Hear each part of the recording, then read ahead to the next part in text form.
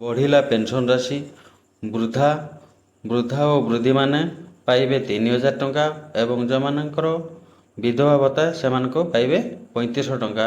चलते जाना केमी अप्लाई करा। जय जगन्नाथ। मु पिके आपण मानक स्वागत करुच्ची पुणी एक नुआ वीडियो रे। चलतु जाना आज केमी ऑनलाइन माध्यम अप्लाई करवा से 3000 बा 3500 टंका भत्ता। से आम कौन से एक ब्राउजर के जावा से लिखा SSSSEPD लिखला यहीपरी आपण मान एक पेज देखेब देखिपे होम सोशल सिक्योरिटी तापर आम क्लिक करवा।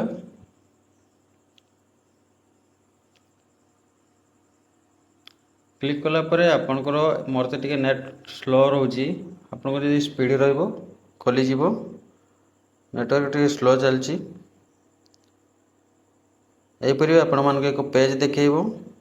पेज टी प्रॉपर देखिपे ये सब विकलांग और विधवा वार्धक्य समस्त ये भत्ता ये साइट्रे मिले। ये साइट्रे ही अप्लाई हुए। चलते जाना तले देखिपे बेनिफिशियरी सर्विस लिखाई तापर पेंशन स्कीम लिखाई तापर आम क्लिक करवा।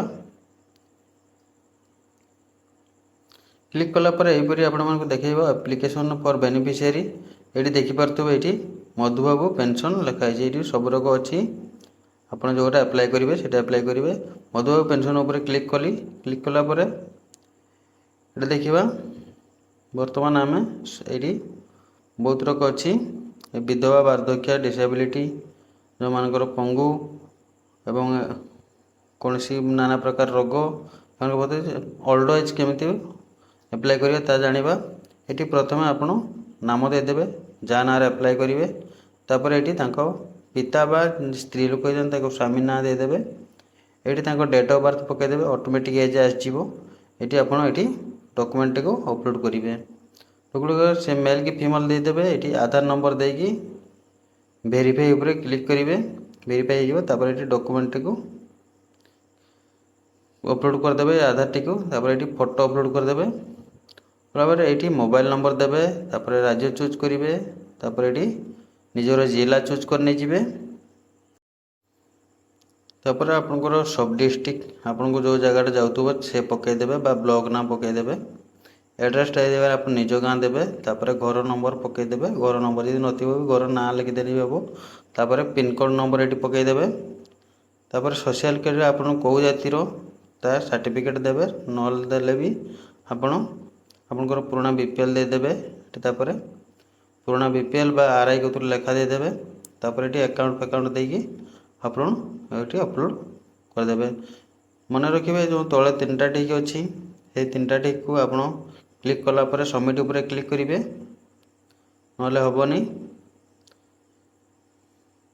ये जहाँ जहाँ अच्छी आप 200 KB तौक आप रखिए जहाँकि तापर आम देखा जो विधवा भत्ता ये जहाँ कर विधवा जे विधवा होती ना लिखिदेवे। ये तापर ये स्वामी ना लिखिदेवे। जदि आप स्वामी को लेट मरी जाती लेट लिखिए तापर ये डॉक्यूमेंट अपलोड करदे। ये तापर से फीमेल बोली चूज करने जी तापर आधार नंबर देके वेरीफाई करेंगे तापर ये आधार टी को देदेवे फोटो भी देदेवे। सेम प्रक्रिया विधवा वार्धक्य सेम प्रक्रिया रही खाली आपणकर डेथ सर्टिफिकेट लोड हम।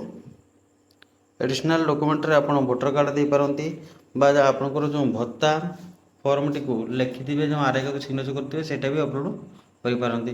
तापर ये आपण सिग्नेचर देदेवे सिग्नेचर बा ना आंगुली चिन्ह देके आप लिखिए। ये अकाउंट आप देदेवे account holder name account number IFSC code bank choose bank तापर बैंक स्कान करके अपलोड करेंगे और सबमिट करदे।